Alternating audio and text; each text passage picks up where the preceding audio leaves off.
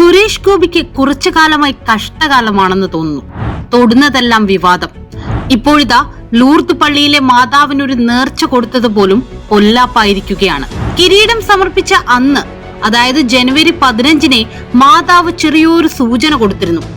മകളുടെ വിവാഹത്തിന് മുൻപായി ലൂർദ് മാതാവിന് സ്വർണ്ണ കിരീടം സമർപ്പിക്കാമെന്ന് സുരേഷ് ഗോപിയുടെ ഭാര്യ രാധിക സുരേഷ് നേർച്ച നേർന്നെന്നാണ് ഇപ്പോൾ പറയപ്പെടുന്നത്. സുരേഷ് ഗോപിയും ഭാര്യയും മകളും വലിയൊരു ജനക്കൂട്ട സഹിതം പള്ളിയിലെത്തി മാതാവിന് സ്വർണ്ണ കിരീടം സമർപ്പിച്ചു. ഇതിനിടെ കിരീടം ടപ്പേന്ന് താഴെ വീണു.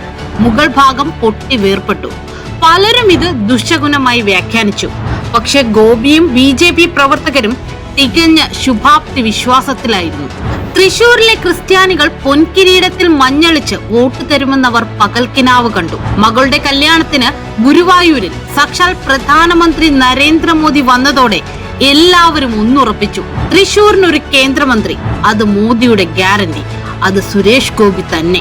അപ്പോ നാട്ടുകാരിൽ ചിലർ ചോദിച്ചു, അതിന് സുരേഷ് ഗോപി തിരഞ്ഞെടുപ്പിൽ ജയിച്ചു വരേണ്ടേ എന്ന്. പുല്ലുപോലെ ജയിക്കുമെന്നായി ഗോപിയും കൂട്ടരും. പറഞ്ഞു തീരും മുമ്പേ കിരീടം ചെമ്പിൽ സ്വർണം പൂശിയതാണെന്ന ആരോപണം ഉയർന്നു. പൊൻകിരീടത്തിൽ ചെമ്പോ? എന്നാൽ അതൊന്നും അറിയണമെന്ന് കരുതി നാട്ടുകാരും പള്ളി കമ്മിറ്റിക്കാരും കിരീടത്തിലെ സ്വർണത്തിന്റെ തൂക്കമറിയാൻ അന്വേഷണ കമ്മിറ്റി രൂപീകരിച്ചു.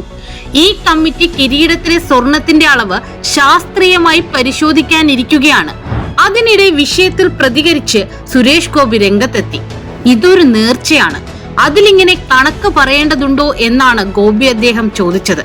നേർച്ചയൊക്കെ വിളിച്ചു പറയുക എന്ന ഗതികേടിലേക്ക് ഈ മോശപ്പെട്ട ആൾക്കാരെന്നെ നയിക്കുകയാണ്. കിരീടം പണിയാൻ കൊടുത്ത സ്വർണത്തിൽ പകുതിയും ശില്പി തിരിച്ചു നൽകിയെന്നും സുരേഷ് ഗോപി പറഞ്ഞു വെച്ചു.